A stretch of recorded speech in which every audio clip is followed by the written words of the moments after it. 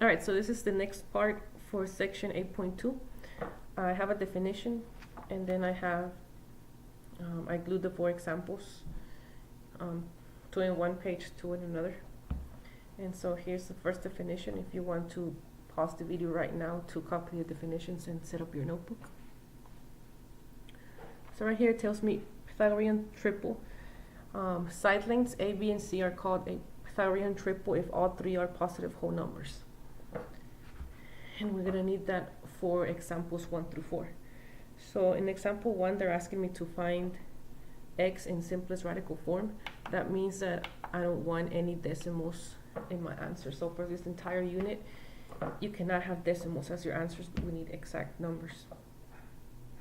So first thing you're gonna do is label your triangle with A, B, and C. Remember, C has to be the hypotenuse, which is the larger side.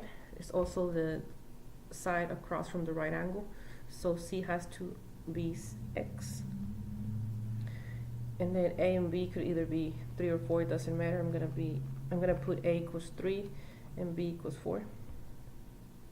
And I'm just going to plug it into my Pythagorean theorem. A squared plus B squared equals C squared.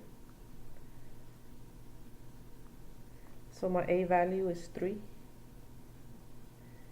B is 4, and C is x. And so now I'm just going to separate my equation into 2 parts, and I'm going to solve for x. I have 3 squared is 9, 4 squared is 16, and then I have x squared on the right side. And so 9 plus 16, that's 25, equals, on the other side I have x squared. And so just remember, to get rid of that exponent, I need to take the square root of both sides because they're opposite operations, they cancel. And so now I have square root of 25 is positive or negative 5, but because we are working with side lengths, we cannot have a negative length. So in this case, I'm only going to use the positive answer, which is 5.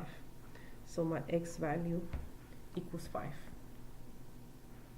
And then we need to figure out if it's a Pythagorean triple. So I need to check all 3 sides.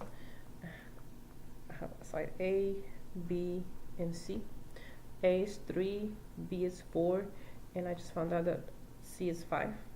So all 3 numbers are positive. They're all whole numbers. So this one would be yes. This is a Pythagorean triple. And in your assignment, it's going to ask you Pythagorean triple, yes or no, and you would just say yes.